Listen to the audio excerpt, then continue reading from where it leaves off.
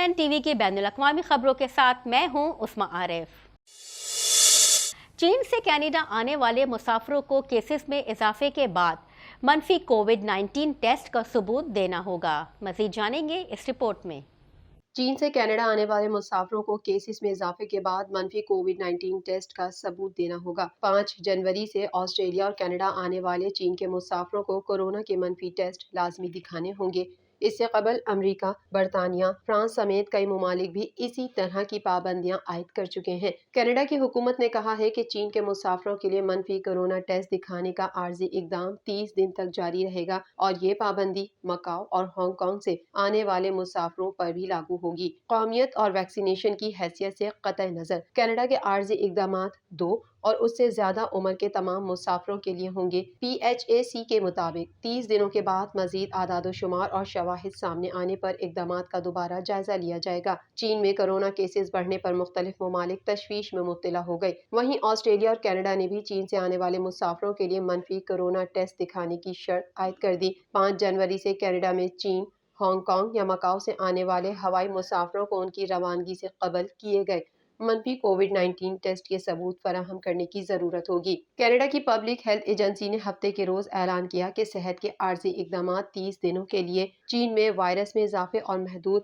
وبائی امراض اور دیگر اعداد و شمار کے لیے ایک رد عمل ہے۔ ٹیسٹوں کو روانگی سے 2 دن سے زیادہ پہلے نہیں لیا جانا چاہیے اور یہ یا تو منفی مالیکیولر یا اینٹیجن ٹیسٹ ہو سکتا ہے، جس میں دستاویزات کے ساتھ یہ ظاہر ہوتا ہے کہ اس کی نگرانی ٹیلی ہیلتھ سروس، تسلیم شدہ لیبارٹری یا ٹیسٹنگ فراہم کنندہ کے ذریعے کی گئی ہے۔ جن مسافروں نے 10 دن سے زیادہ مثبت تجربہ کیا لیکن ان کی روانگی سے 90 دن سے زیادہ نہیں ہوئے، وہ منفی نتیجے کے بدلے ایئر لائن کو وہ دستاویزات فراہم کر سکتے ہیں۔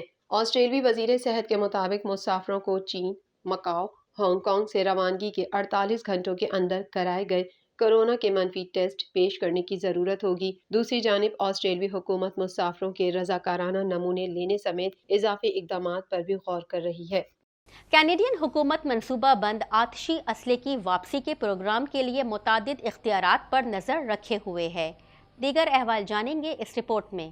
کینیڈین حکومت منصوبہ بند آتشی اسلحے کی واپسی کے پروگرام کے لیے متعدد اختیارات پر نظر رکھے ہوئے ہیں۔ کینیڈا کے پبلک سیفٹی کے وزیر مارکو مینڈیچینو کا کہنا ہے کہ وفاقی حکومت ممنوعہ آتشی اسلحے کی منصوبہ بند خریداری کے لیے متعدد آپشنز پر غور کر رہی ہے، جس میں بیرونی مدد کی فہرست بھی شامل ہے۔ لبرل حکومت نے آتشی اسلحے کے تقریباً 1500 ماڈلز اور مختلف قسموں پر مئی 2020 میں ایک آرڈر ان کونسل کے ذریعے اس بنیاد پر پابندی عائد کر دی کہ ان کے شکار یا کھیلوں کی شوٹنگ میں کوئی جگہ نہیں ہے۔ مجوزہ بائی بیک پروگرام کے تحت مالکان سے یہ مطالبہ کیا جائے گا کہ وہ یا تو یہ آتشی اسلحے حکومت کو فروخت کریں یا انہیں وفاقی خرچ پر ناقابل استعمال قرار دیا جائے۔ کینیڈین ایسوسی ایشن آف چیفز آف پولیس نے لبرل حکومت پر زور دیا ہے کہ وہ آنے والے پروگرام کی فراہمی کے لیے وسائل سے محروم پولیس فورسز پر انحصار نہ کرے۔ ایک حالیہ انٹرویو میں پبلک سیفٹی کے وزیر مارکو مینڈیچینو نے کہا کہ وہ اس سال کے شروع میں پروگرام کی شکل کے بارے میں کچھ خبروں کی امید رکھتے ہیں۔ ان کا کہنا تھا کہ جب بائی بیک پروگرام کی فراہمی کی بات آتی ہے تو ہم مختلف اختیارات پر غور کر رہے ہیں، لیکن ہم اسے درست کرنے کے لیے ضروری وقت نکال رہے ہیں۔ ان کا کہنا تھا کہ اس میں بہت سے اہم اسٹیک ہولڈرز اور شراکت دار شامل ہوں گے، بشمول قانون نافذ کرنے والے، لیکن ہم حکومت کی دیگر سطحوں کے ساتھ بھی کام کر رہے ہیں۔ ہم صنعت کے رہنماؤں کے ساتھ کام کر رہے ہیں، ہم ممکنہ تیسرے فریق کے ساتھ کام کر رہے ہیں، لہٰذا ہم تلاش کر رہے ہیں۔ حکومت نے ایک ممنوعہ حملہ طرز کی آتشی اسلحے کی ایک سدا بہار تعریف تجویز کی ہے، جسے گن کنٹرول قانون سازی میں شامل کیا جائے گا، جسے بل C-21 کہا جاتا ہے، جس کا کامنز کمیٹی مطالعہ کر رہی ہے۔ کنزرویٹو ارکان پارلیمنٹ اور کچھ آتشی اسلحے کے حامیوں کا کہنا ہے کہ حملہ طرز کی بندوقوں پر پابندی لگانے کی بولی غیر منصفانہ طور پر بہت سی عام استعمال شدہ رائفلوں اور شاٹ گنوں کو نشانہ بناتی ہے۔ کینیڈا کے کنزرویٹو پارٹی کے رہنما کا کہنا ہے کہ کینیڈین آج کے سیاسی ماحول میں ناراض ہیں۔ مزید جانیں گے اس رپورٹ میں۔ کینیڈا کے کنزرویٹو پارٹی کے رہنما کا کہنا ہے کہ کینیڈین آج کے سیاسی ماحول میں ناراض ہیں۔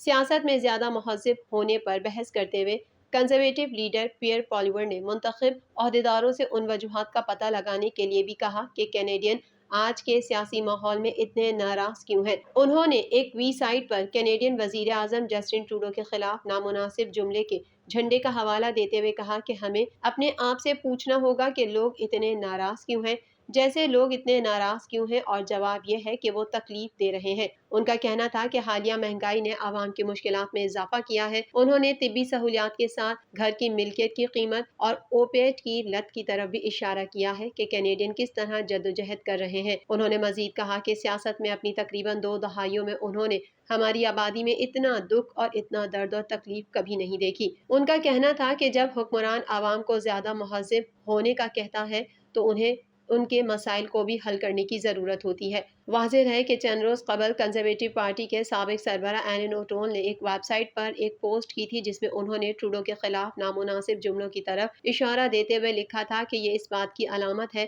کہ ہم آہستہ آہستہ سیاسی اسٹنٹ اور جارحانہ بیان بازی کے لیے بے حس ہو رہے ہیں۔ ان کا کہنا تھا کہ یہ بنیاد پرست پوزیشنز کینیڈین کی اکثریت کے لیے غیر معمولی لگ سکتی ہیں، لیکن بدقسمتی سے انتہائی خیالات کو مزید وسعت ملتی ہے اور اکثر اعتدال پسند خیالات کو ختم کر دیتے ہیں۔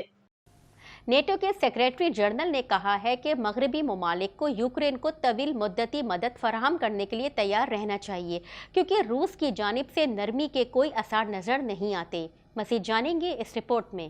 نیٹو کے سیکریٹری جنرل جینس اسٹولٹنبرگ نے کہا ہے کہ مغربی ممالک کو یوکرین کو طویل مدتی مدد فراہم کرنے کے لیے تیار رہنا چاہیے، کیونکہ روس کی جانب سے نرمی کے کوئی آثار نظر نہیں آتے، جبکہ یوکرین کے صدر ولادیمیر زیلنسکی نے نئے سال کے موقع پر اپنے پیغام میں عہد کیا ہے کہ وہ یوکرین کی آزادی تک روسی فوجی جارحیت کا مقابلہ کرتے رہیں گے۔ میڈیا رپورٹ کے مطابق جینس اسٹولٹنبرگ کا کہنا تھا کہ فوجی مدد یوکرین کے خود مختار ملک کے طور پر بقا کو یقینی بنائے گی اور روس کو بیٹھ کر جنگ کے خاتمے کے لیے بات چیت کرنے پر مجبور کرے گی۔ ان کا کہنا تھا کہ یوکرائنی افواج کی رفتار کئی مہینوں تک تھی، لیکن ہم یہ بھی جانتے ہیں کہ روس نے مزید بہت سی افواج کو متحرک کر دیا ہے، جن میں سے بہت سے اب تربیت حاصل کر رہے ہیں۔ یہ سب اسی بات کی نشاندہی کرتا ہے کہ وہ جنگ جاری رکھنے کے لیے تیار ہیں اور ممکنہ طور پر ایک نیا حملہ شروع کرنے کی بھی کوشش میں ہے۔ انہوں نے کہا کہ روس کے جزوی متحرک پروگرام، جس کا ستمبر میں حکم دیا گیا تھا، ظاہر کرتا ہے کہ ماسکو اس وقت جنگ کو ختم کرنے کی کوئی خواہش نہیں رکھتا ہے۔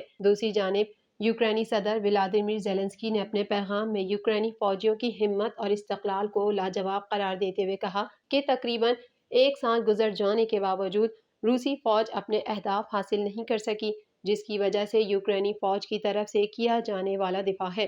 زیلنسکی نے کہا کہ یوکرینی عوام کی قربانیاں رائگاں نہیں جائیں گی۔ 2023 میں یوکرین فاتح ہوگا اور ہم سب خوشیاں منائیں گے۔ افواج اور عوام روسی جوہریت کے آگے نہیں جھکیں گے اور حملوں کا جواب دیں گے۔ امریکی شہر نیو یارک میں حملہ آور نے چھری مار کر کئی پولیس اہلکاروں کو زخمی کر دیا، جبکہ ایف بی آئی اور جوائنٹ ٹیررزم ٹاسک فورس نے اس حملے کی نوعیت کا تعین کرنے کے لیے تفتیش شروع کر دی ہے۔ مزید جانتے ہیں اس رپورٹ میں۔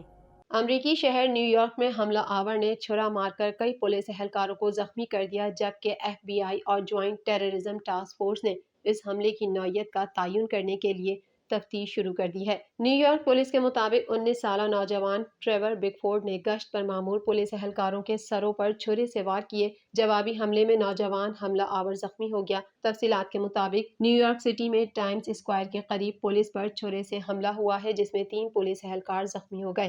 ایف بی آئی اور جوائنٹ ٹیررزم ٹاسک فورس نے اس حملے کی نوعیت کا تعین کرنے کے لیے تفتیش شروع کر دی ہے۔ کمشنر نیو یارک سٹی کے مطابق حملہ رات 10 بجے کے بعد ٹائمز اسکوائر پر نئے سال کی رات کو سیکیورٹی زون کے باہر ہوا۔ اچانک ایک لڑکا آیا اور پولیس اہلکار کے سر میں چھرا مار دیا۔ اس کے بعد اس نے 2 مزید اہلکاروں کو چھرا مارا۔ اس دوران ایک اہلکار نے اس کے کندھے پر گولی مار دی۔ TNN ٹی وی کے نیوز بلیٹن سے فی الحال اتنا ہی۔ مزید خبروں اور اپڈیٹس کے لیے دیکھتے رہیے TNN ٹی وی۔